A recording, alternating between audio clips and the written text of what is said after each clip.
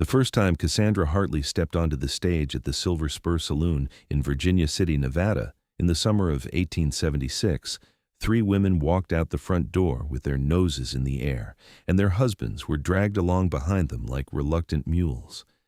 She had expected nothing less. A woman who sang in a saloon for her supper was no lady in the eyes of polite society, and Cassandra had learned long ago that respectability was a luxury she could not afford. Her voice was her survival, her stage was a worn wooden platform at the back of a smoke-filled room, and her audience was miners, gamblers, and drifters who paid for their whiskey with gold dust and silver nuggets fresh from the Comstock lode. The year before, her father had died of pneumonia in a Denver boarding house, leaving her with nothing but a trunk of faded dresses and a voice that could make grown men weep into their drinks. She wore a deep crimson gown that night, the kind that showed her shoulders and the pale column of her throat. Her dark hair was pinned up with combs that had belonged to her mother, and her green eyes swept across the crowded room as she opened her mouth and let the first notes of an old Irish ballad spill into the thick air. The conversations quieted. The card games paused. Even the bartender stopped pouring midstream to listen. That was when she first saw him. He stood in the back corner, a mountain of a man who seemed too large for the saloon, too wild for the wooden walls that contained the rest of them. His hair was dark brown and fell past his shoulders, tied back with a leather cord that had seen better days. His beard was thick and untrimmed, and his clothes were buckskin and fur, the kind worn by men who spent more time in the high country than in towns. His arms were massive, corded with muscle that spoke of years hauling traps and splitting wood and surviving in places where weaker men perished. He held a whiskey glass in one hand, but he was not drinking. He was watching her. Cassandra felt the heat of his gaze and almost faltered on the second verse. She had been looked at by hundreds of men in dozens of saloons, but this was different. This man looked at her like she was something precious, something worth protecting. It made her heart skip in a way that had nothing to do with the song. She finished to applause and whistles, and she curtsied the way her mother had taught her before the world had turned hard and unforgiving. The saloon owner, a portly man named Finnegan with more greed than sense, pressed $2 silver into her palm and told her to sing 3 more songs before the night was through. She nodded and made her way to the bar for a glass of water. The mountain man was there waiting. Up close, he was even larger than she had thought. He towered over her by more than a foot, and his shoulders were broad enough to block out the rest of the room. His eyes were a startling shade of blue, like the sky over the Sierra Nevada on a clear day, and they held an intensity that made her breath catch. "You sing real pretty," he said. His voice was deep and rough, like stones tumbling in a river. "Thank you kindly," Cassandra replied, keeping her tone polite but distant. Men in saloons often mistook a smile for an invitation. And she had learned to guard herself carefully. "Name's Jacob Bridger," he continued, as if she had asked. "Folks call me Bridger. I trap up in the Ruby Mountains most of the year, but I come down to Virginia City when I need supplies, or when the loneliness gets to gnawing at me." She took a sip of water and studied him over the rim of the glass. He did not look like the other men who propositioned her. There was no leer in his expression, no assumption that she was available for more than songs. There was only an honest appreciation and something else she could not quite name. "Cassandra Hartley," she offered finally, "and I am glad my singing could ease your loneliness, Mr. Bridger." "Just Bridger," he said, "and it does more than ease it. You sing like you are calling a man home." The word struck her in the chest, and she had to look away. Home was a word she had not thought about in a very long time.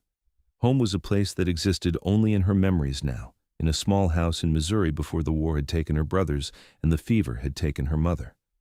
Home was her father reading by lamplight, her mother humming while she kneaded bread, the safety of walls and love and belonging. "I should get back to the stage," she said quickly, setting down her glass. "Mr. Finnegan expects his money's worth." Bridger nodded slowly, but his eyes never left her face. "I will be here," he said, listening. She sang 3 more songs that night, and true to his word, Bridger stood in the back corner and listened to every note.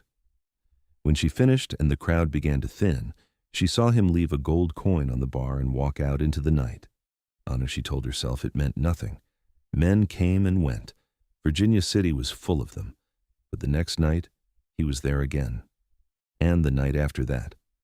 By the end of the week, Cassandra could not help but notice that Bridger had become a fixture in the Silver Spur.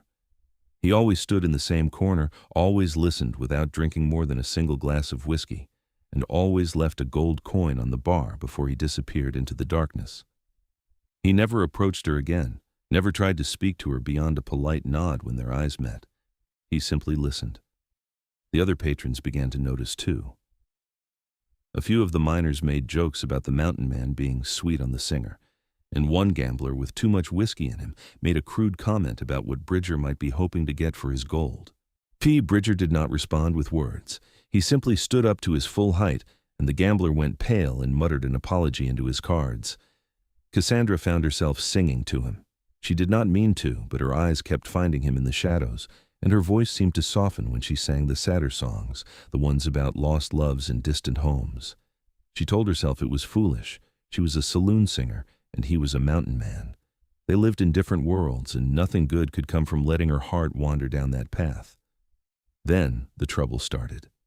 It began with the women of Virginia City, the respectable ones who attended church on Sundays and hosted tea parties in their parlors. They had tolerated Cassandra's presence as long as she stayed in the saloon where she belonged.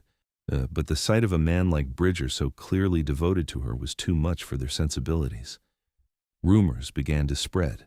She was a woman of loose morals, they said. She was corrupting the men of the town. She was no better than a common prostitute, and the fact that she sang made it worse, not better, because it gave her an air of respectability she did not deserve. Cassandra heard the whispers when she walked to the general store to buy bread and tinned peaches. She saw the way mothers pulled their children closer when she passed, as if her presence alone might taint them. She felt the weight of their judgment, heavy and cold. One afternoon, as she was leaving the store with her purchases, a woman blocked her path. She was tall and thin, with a face like a hatchet and a black dress that screamed propriety. Her name was Mrs. B. Calloway, and she was the wife of one of the wealthiest mine owners in the territory. "You should be ashamed of yourself," Mrs. Calloway said loudly, making sure everyone on the street could hear.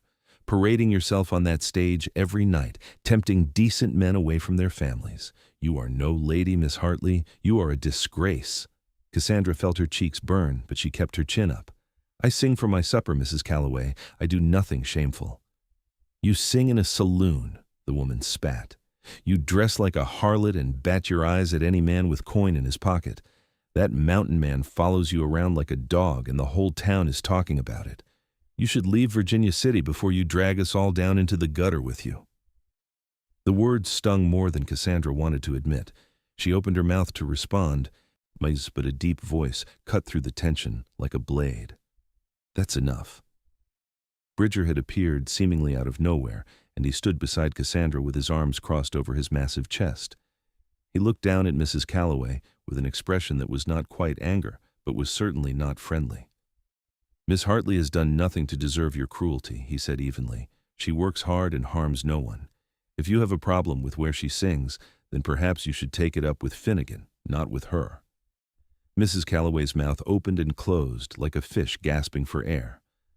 "Well, I never," she sputtered. "A brute like you defending a woman like her is proof enough that she is a bad influence. The respectable people of this town will not stand for it." Bridger took a single step forward, and Mrs. Calloway stumbled backward. "The respectable people of this town should mind their own business," he said quietly. "Miss Hartley sings me home every night. She makes this world a little less hard and a little more bearable. If you cannot see the value in that, then you are not as respectable as you think you are." The street had gone silent. A dozen pairs of eyes watched the confrontation, and Cassandra felt a strange mixture of humiliation and gratitude. She wanted to disappear into the earth, but she also wanted to throw her arms around Bridger and thank him for standing up for her when no one else ever had. Mrs. Calloway turned on her heel and marched away, her skirts swishing indignantly. The crowd dispersed slowly, and Cassandra was left standing with Bridger on the dusty street. "You did not have to do that," she said softly. "Yes, I did," Bridger replied. And he looked down at her, and his expression was gentle despite the roughness of his features. "You deserve better than the way they treat you." "I'm a saloon singer," Cassandra said, and her voice was tinged with bitterness. "That is all I will ever be to people like her." You are a woman with a voice that could calm storms and heal broken hearts, Bridger said firmly. That is what you are to me. She stared at him, and for the first time in years she felt tears prick the corners of her eyes. Why do you come every night? She whispered. Why do you listen? Bridger was quiet for a long moment. Then he reached out and gently took the packages from her arms, holding them as if they weighed nothing. Because when I am up in the mountains, the silence gets so heavy I can barely breathe, he said. I love the wild, but it is lonely. Then I come down here and I hear you sing, and it feels like I have a home to come back to, even if it is just for a few hours. You sing me home every night, Cassandra. That is why I come. Her heart clenched in her chest, and she realized with startling clarity that she had fallen in love with this mountain man without even meaning to. He was everything the respectable people of Virginia City were not, honest, kind, unashamed of his admiration for her. He saw her as more than a saloon singer. He saw her as a person worth cherishing. Let me walk you back to your boarding house, Bridger said, his voice gentle.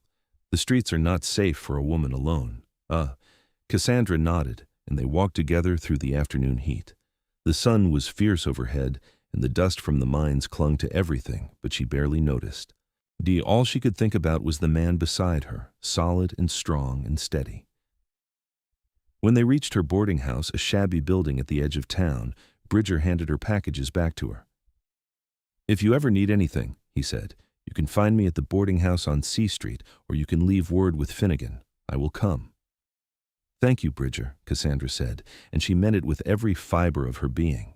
He tipped his head in a small bow, and then he was gone, his long strides carrying him back toward the center of town. That evening, Cassandra sang with more emotion than she ever had before.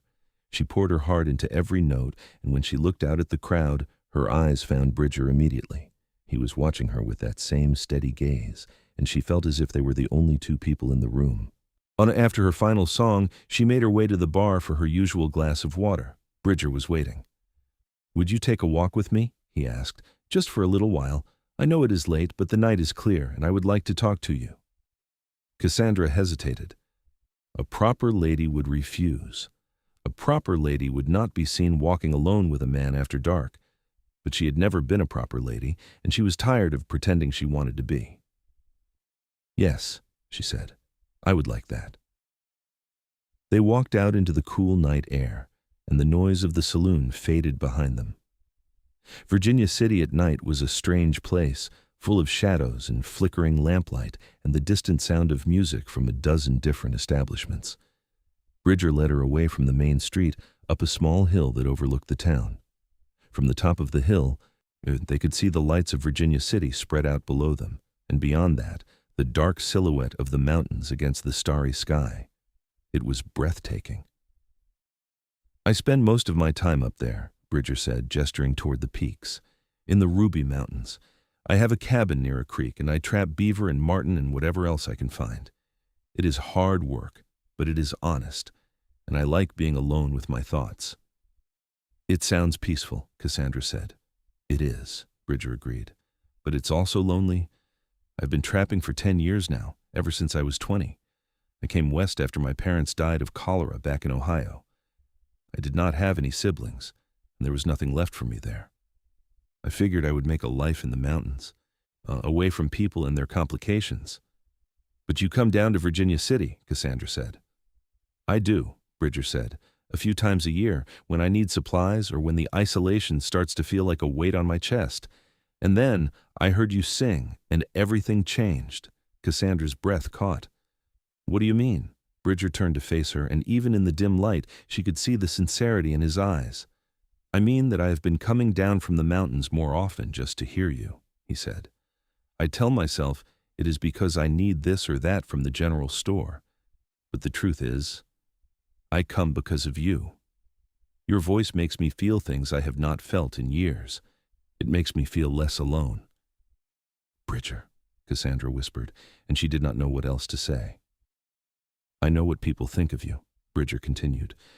I heard what that woman said today, and I have heard the whispers in the saloon. They call you a woman of loose morals, and they say you are no lady, but I do not care about any of that. You are kind and strong and brave, and your voice is the most beautiful thing I have ever heard. To me, you are more than a lady. You are extraordinary." Tears spilled down Cassandra's cheeks, and she did not bother to wipe them away. "No one has ever said anything like that to me before," she said, her voice breaking. "Then they are fools," Bridger said fiercely. He reached out and gently cupped her face in his large, calloused hands. "You deserve to be cherished, Cassandra. You deserve to be seen for who you truly are." She looked up at him, at this mountain man who had walked into her life and turned it upside down. She knew with absolute certainty that she loved him. She loved his strength and his gentleness, his honesty and his fierce protection of her. She loved the way he listened to her sing as if she were giving him a gift. "I love you," she said, the words tumbling out before she could stop them. "I know it is too soon, and I know we barely know each other, but I love you, Bridger." He smiled, and it transformed his entire face. "I love you too, Cassandra," he said. "I have loved you since the first night I heard you sing." Then he kissed her, and it was nothing like she had imagined. It was gentle and fierce all at once, a promise and a claim, and she felt as if she were falling and being caught at the same time. His arms came around her, and she felt safe in a way she had not felt since she was a child. When they finally pulled apart, Cassandra was breathless. "What do we do now?" she asked. "The town already despises me. If they find out about us, it will only get worse." "Then we leave," Bridger said simply. "You do not belong in a saloon, Cassandra. You belong somewhere you are valued, somewhere you can sing because you want to, not because you have to. Come with me to the mountains. I have a cabin, and it is not much, but it is sturdy and warm. I can provide for you. I can keep you safe." Cassandra's heart raced. The idea of leaving Virginia City, of escaping the judgment and the cruelty, was intoxicating. But it was also terrifying. "I do not know the first thing about living in the mountains," she said. "I would be useless to you." "You would never be useless," Bridger said firmly. "Yes, and I would teach you everything you need to know. We would figure it out together." She looked up at him, at the hope and love shining in his eyes, and she made her decision. "Yes," she said. "I will come with you." The next few days were a whirlwind. Cassandra gave her notice to Finnegan, who was furious at losing his best singer, but could do nothing to stop her. She packed her few belongings, sold what she did not need, and said goodbye to the boarding house that had been her home for the past 6 months.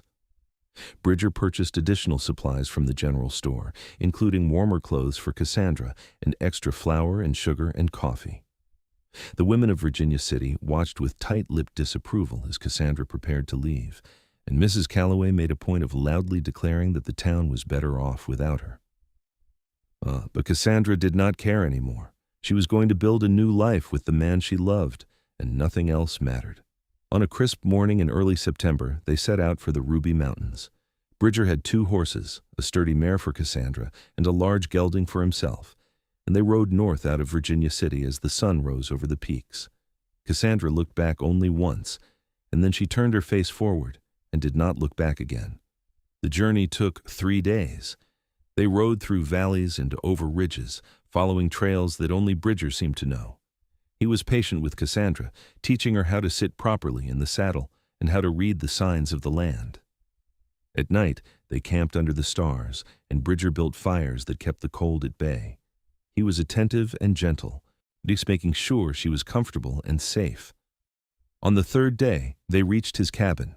It was nestled in a small valley beside a clear, cold creek, surrounded by towering pines and aspens that were just beginning to turn gold with the changing season.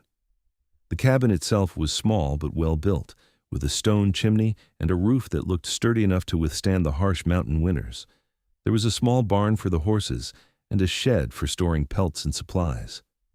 "This is home," Bridger said, dismounting and helping Cassandra down from her horse. "It is not fancy, but it is ours now." Cassandra looked around, taking in the beauty of the place. The air was clean and crisp, the sound of the creek was soothing, and the silence was profound. It was nothing like the noise and chaos of Virginia City, and then she felt something in her chest loosen and settle. "It is perfect," she said, and she meant it. Bridger showed her inside the cabin, which was simple but comfortable. There was a large bed in one corner, a table and chairs near the fireplace, and shelves for storing food and supplies. The floor was made of smooth wooden planks, and there were furs draped over the bed and the chairs for warmth. It was clear that Bridger had built this place with his own hands, and Cassandra felt a swell of admiration for him. "I will teach you how to do everything," Bridger said, setting down her trunk. "How to cook over the fire, how to preserve meat, how to recognize the plants that are safe to eat. You will learn quickly." "I know you will," Cassandra smiled. "I will do my best." Over the next few weeks, Cassandra learned more than she had ever thought possible. Bridger was a patient and thorough teacher, and he showed her how to live in the wilderness with a quiet confidence that made her feel capable. She learned how to gut and clean fish from the creek, how to bake bread in a Dutch oven, how to recognize the tracks of deer and elk and bear. She learned how to chop wood without hitting her own foot, how to mend clothes with sinew and a bone needle, how to identify the edible plants that grew along the forest floor. It was hard work, but it was also deeply satisfying. For the first time in her life, Cassandra felt like she was building something real, something that belonged to her. And every night, after the work was done and they had eaten their simple supper, she would sing. Not for coins or applause, but simply because she wanted to. Bridger would sit by the fire and listen, and the look on his face made her feel more valued than any amount of money ever had. As the weeks turned into months, their love deepened. They were married in October by a traveling preacher who passed through the mountains on his way to a mining camp further north. It was a simple ceremony, just the two of them and the preacher, but it felt more real and meaningful than any grand church wedding could have been. Bridger slipped a ring onto her finger, a simple band of gold that he had traded for at a trading post, and Cassandra felt her heart overflow with joy. Winter came hard and fast to the Ruby Mountains. The snow began falling in late November and did not stop until the drifts were taller than Cassandra. The temperature plummeted, and the wind howled through the trees like a living thing. But inside the cabin, they were warm and safe. Bridger had stockpiled enough wood to last the winter, and they had smoked meat and dried vegetables and sacks of flour and beans. They spent the long, dark evenings by the fire, talking and laughing and making plans for the spring. Cassandra discovered that she was pregnant in January. She had suspected for a few weeks, but it was not until she missed her monthly courses for the second time that she was certain. She told Bridger one evening after supper, and the look of pure joy on his face made her weep with happiness. "We are going to have a baby," he said, his voice filled with wonder. He placed a hand on her still flat belly, and his eyes were bright with tears. "You have given me everything, Cassandra, a home, a purpose, and now a family. I do not know what I did to deserve you, but I will spend the rest of my life being worthy of you." She kissed him, and they held each other by the fire, dreaming of the future. The winter seemed endless, but eventually the snow began to melt and the days grew longer. By April, the creek was running high with snowmelt, and the first green shoots were pushing up through the earth. Cassandra's belly had grown round and full. She moved more slowly now, but she was healthy and strong. Bridger fussed over her constantly, insisting that she rest and refusing to let her do any heavy work. In late May, the baby came. It was a long and difficult labor, and there were moments when Cassandra was certain she would not survive. But Bridger was with her the entire time, holding her hand and whispering words of encouragement. When the baby finally arrived, a strong, healthy boy with a head full of dark hair and a loud cry, Cassandra wept with relief and exhaustion. They named him Samuel, after Bridger's father. He was perfect in every way, and Bridger held him with a tenderness that made Cassandra fall in love with him all over again. The months that followed were some of the happiest of Cassandra's life. Samuel grew quickly, and he was a cheerful baby who rarely fussed. Cassandra sang to him every day, the same songs she used to sing in the saloon, but now they were lullabies. Bridger doted on his son, carving him toys and telling him stories about the mountains and the animals that lived there. As Samuel grew into a toddler, Cassandra found herself thinking less and less about her old life in Virginia City. The judgment and the cruelty felt like a distant memory, something that had happened to someone else. She was no longer a saloon singer scraping by for her survival. She was a wife and a mother, and she was loved. But the past had a way of catching up even in the mountains. It was a warm afternoon in late summer when the trouble arrived. Samuel was nearly 2 years old, toddling around the cabin and babbling in the way the toddlers do. Cassandra was outside hanging laundry to dry, and Bridger was down at the creek checking his traps. She heard the sound of horses and looked up to see 3 men riding into the clearing. Her blood ran cold. She recognized one of them immediately. His name was Garrett Cole, and he was a gambler who had frequented the Silver Spur when she had worked there. He was a mean-spirited man with a cruel streak, and he had propositioned her more than once. She had always refused, and he had not taken it well. "Well, well, well," Garrett said, dismounting and swaggering toward her. "If it is not little Cassandra Hartley? Or should I say, Cassandra Bridger now? I heard you ran off with that mountain man. Guess the rumors were true." Cassandra straightened, her heart pounding. "What do you want, Garrett?" "Just passing through," Garrett said, his smile not reaching his eyes. "Heard there were good trapping grounds up this way, and I thought I would check them out. Imagine my surprise when I found you here." The other 2 men dismounted as well, and Cassandra recognized them as associates of Garrett's, rough men who made their living at the card table and were not above cheating when the opportunity arose. "You should leave," Cassandra said, trying to keep her voice steady. "My husband will be back soon, and he will not take kindly to uninvited guests." "Your husband?" Garrett sneered. "That big brute who used to stand in the corner and stare at you like a lovesick fool. I always wondered what he saw in a saloon singer. You must be good at more than singing." Cassandra's face flushed with anger. "Get off my property, Garrett." "Or what?" Garrett said, taking a step closer. "You will sing me to death?" Before Cassandra could respond, Samuel toddled out of the cabin, his chubby legs carrying him toward his mother. "Mama!" he cried happily. Garrett's eyes flicked to the boy, and his smile widened. "Well, look at that. You have a little brat. How domestic." Cassandra moved quickly, scooping Samuel into her arms and backing toward the cabin. "Leave us alone, Garrett. I am warning you." "You are warning me?" Garrett laughed. "You are in no position to warn anyone, sweetheart." That was when Bridger appeared.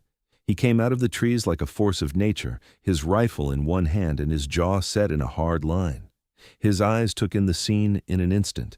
Cassandra, holding Samuel, the 3 men standing too close, Garrett's mocking smile.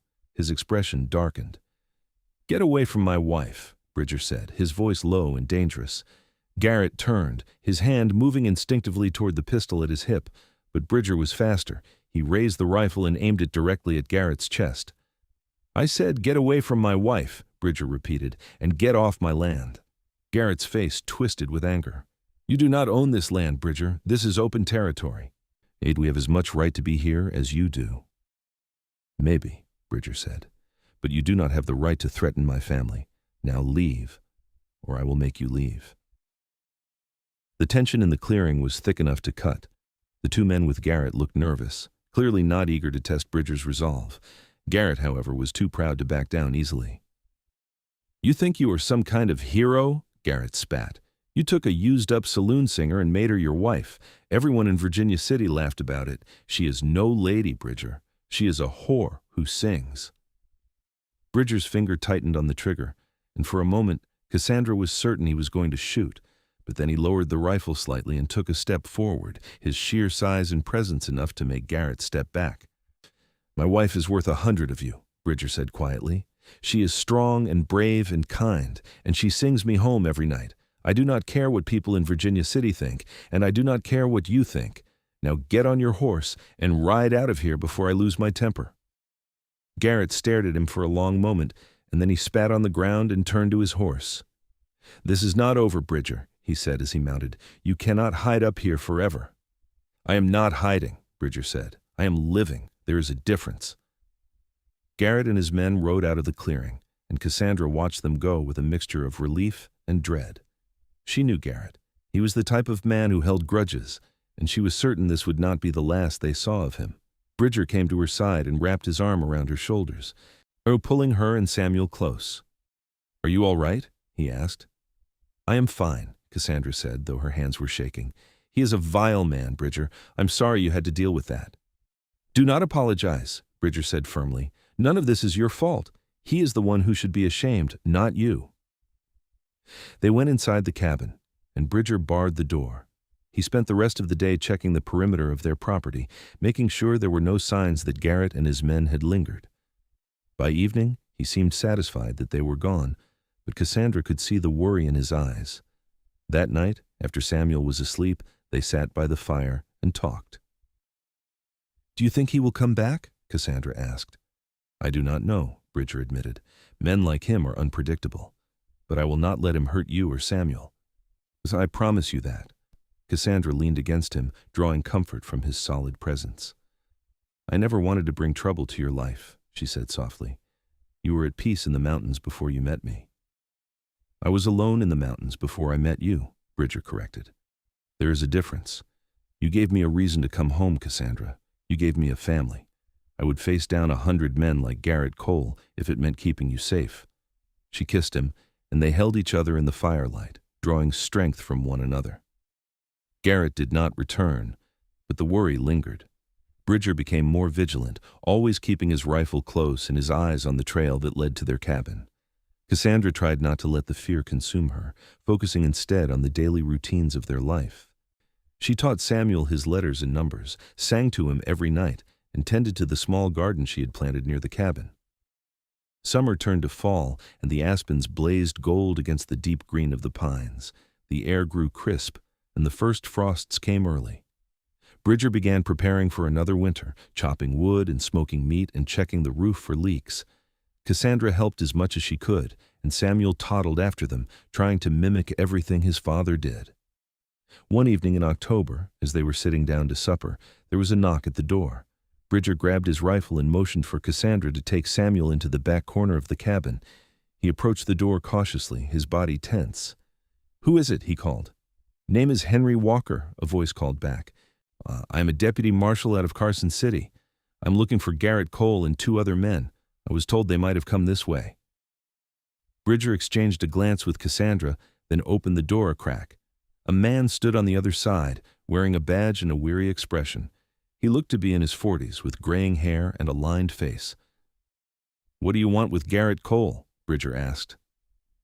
"He and his associates robbed a stage outside of Carson City 2 weeks ago," the marshal said. "Killed the driver and made off with a strong box full of gold.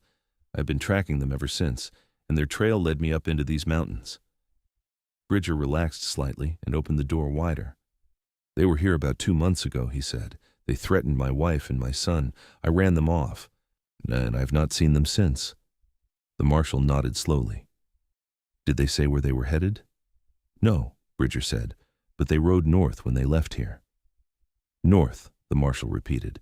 He pulled out a small notebook and made a note. "That is helpful. Thank you." "If you find them," Bridger said, his voice hard, "you can tell them that if they ever come near my family again, they will not leave alive." The marshal gave him a long look, then nodded. "I will keep that in mind." He tipped his hat to Cassandra, who had come out from the corner with Samuel in her arms, and then he mounted his horse and rode off into the gathering dusk. "Do you think he will find them?" Cassandra asked. "I hope so," Bridger said. "Men like Garrett always get what is coming to them eventually." A week later, they learned that the marshal had indeed found Garrett and his men. There had been a shootout near a mining camp to the north, and all 3 men had been killed. The marshal had sent word through a trapper who passed by their cabin, and Bridger had thanked him for the news. Cassandra felt a strange mixture of relief and sadness when she heard. She was glad that Garrett could no longer threaten them, but she also mourned the waste of life, the way violence seemed to follow certain men no matter where they went. "It is over," Bridger said, pulling her close. "We can put it behind us now." And they did. Winter came again, blanketing the mountains in snow, and they settled into the quiet rhythms of their life. Samuel grew and thrived, his laughter filling the cabin.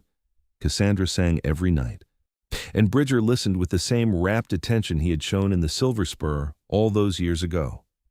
In the spring, Cassandra discovered she was pregnant again. This time, the pregnancy was easier, and she gave birth to a daughter in late autumn.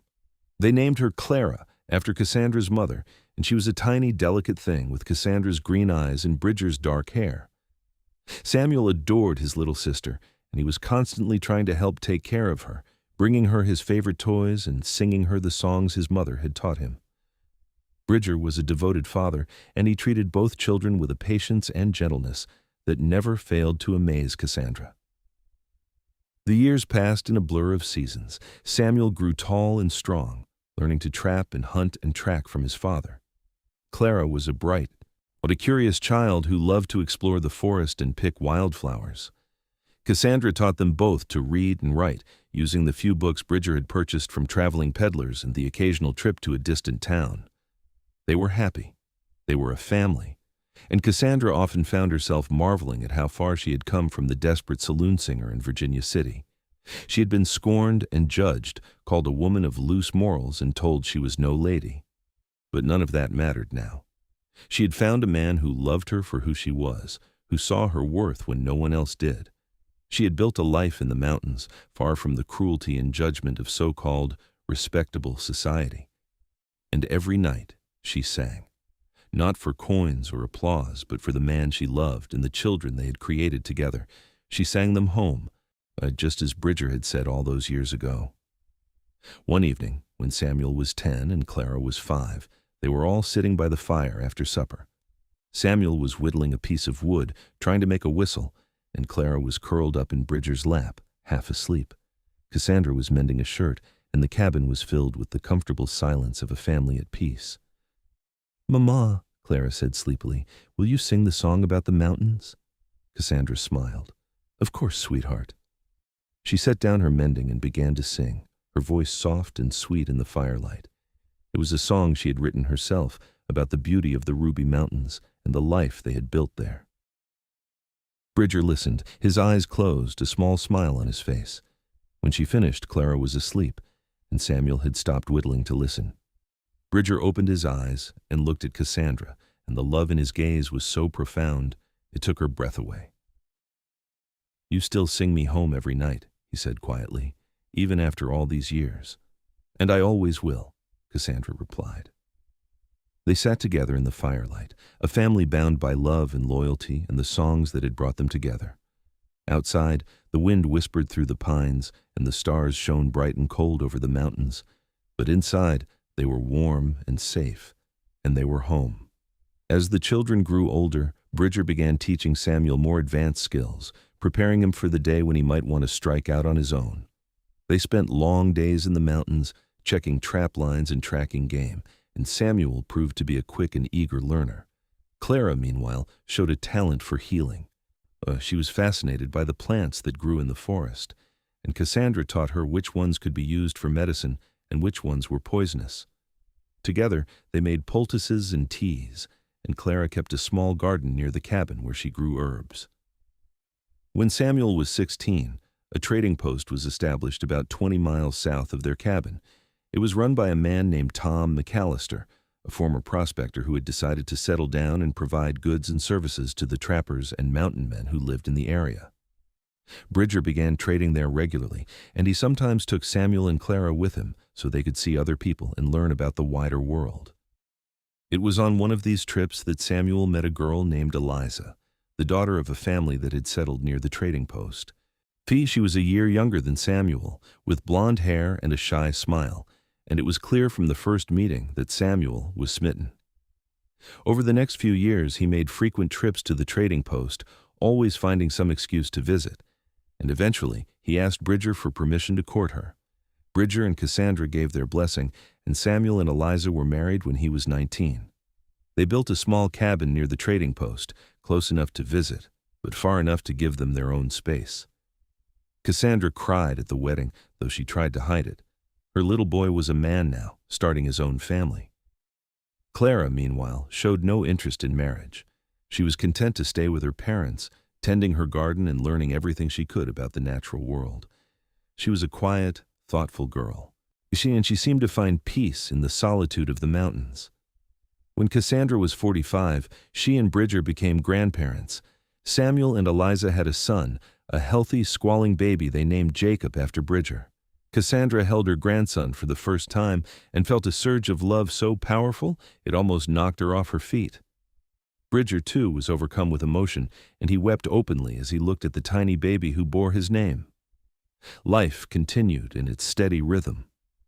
Samuel and Eliza had 3 more children over the next several years, and they often brought them to visit.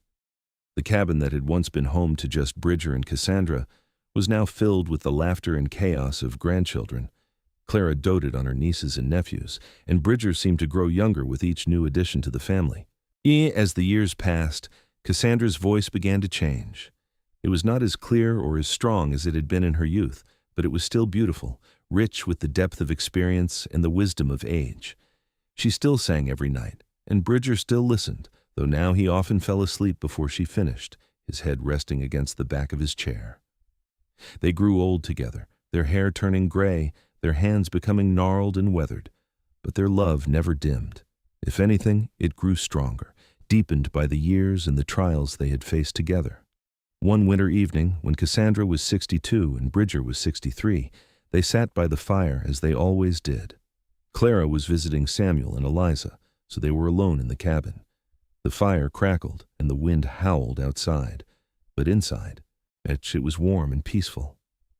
"Do you ever regret it?" Bridger asked suddenly. Cassandra looked at him in surprise. "Regret what?" "Leaving Virginia City," Bridger said, "giving up your singing career. You could have gone to San Francisco or Denver, sung in grand theaters. You had the voice for it." Cassandra smiled and reached for his hand. "I have never regretted it for a single moment," she said. "You gave me a home, Bridger. You gave me a family. You saw me when no one else did, and you loved me when I thought I was unlovable. I would choose you 1,000 times over, and I would choose this life 1,000 times over." Bridger squeezed her hand, his eyes bright with tears. "You sang me home every night," he said, his voice rough with emotion. "You still do." "And I always will," Cassandra said. "For as long as I have breath in my body, I will sing you home." They sat together in the firelight, holding hands, and Cassandra began to sing. It was the same song she had sung the night they met, an old Irish ballad about love and loss and longing.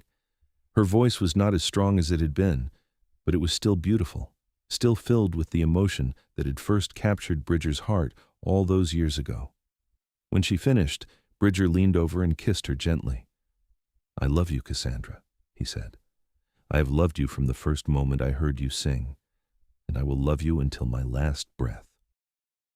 "And I love you," Cassandra replied, "more than words can say." They held each other in the firelight, and the years fell away. They were no longer old and gray.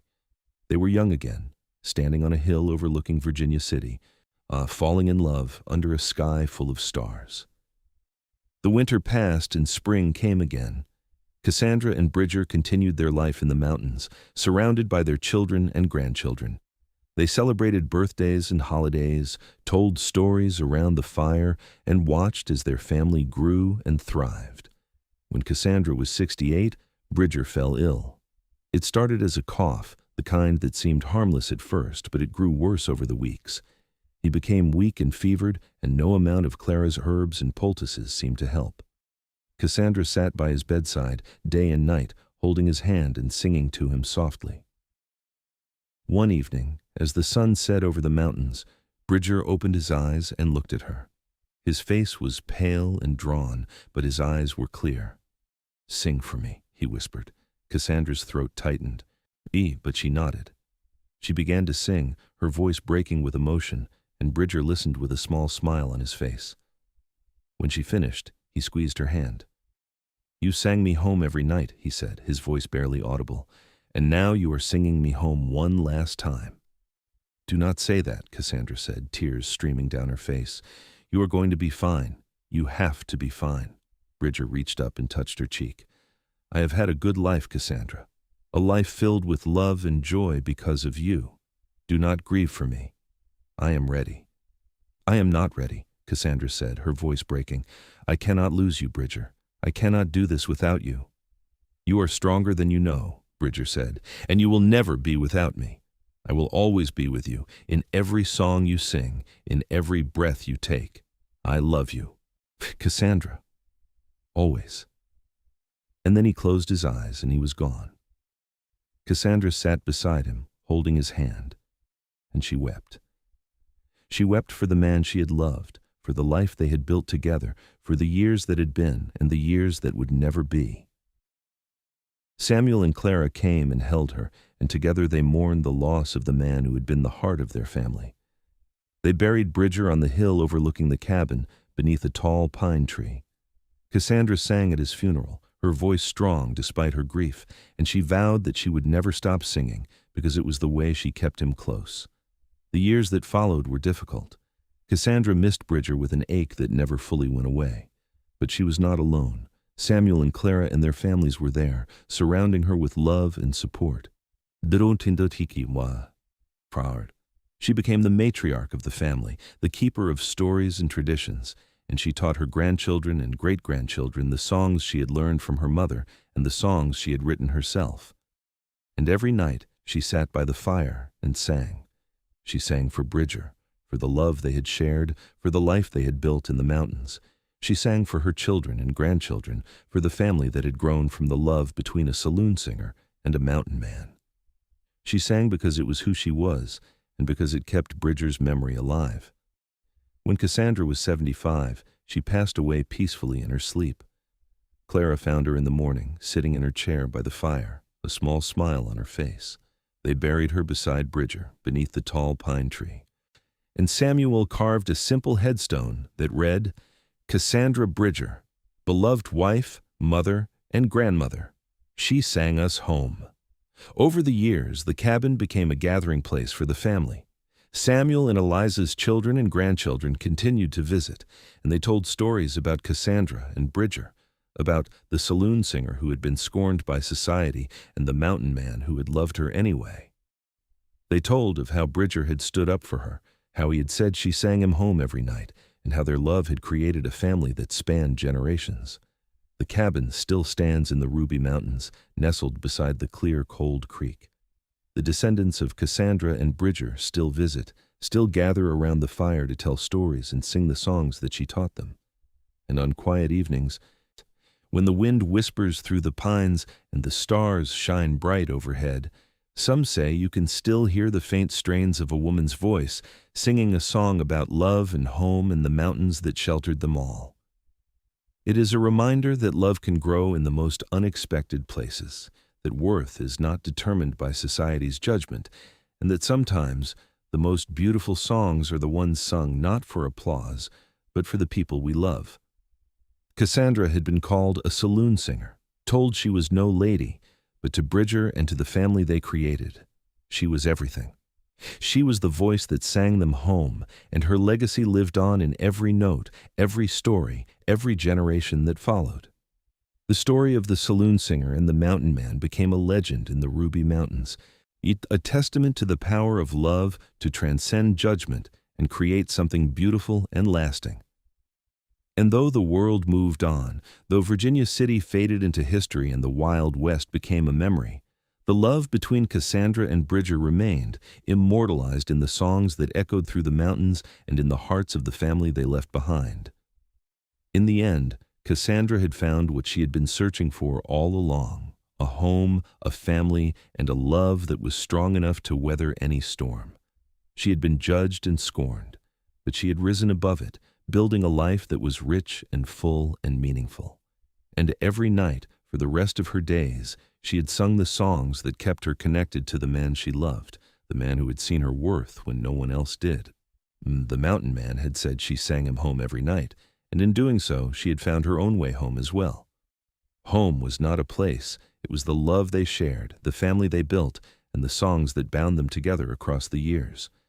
It was the cabin in the mountains, the fire in the hearth, and the sound of laughter and music filling the air.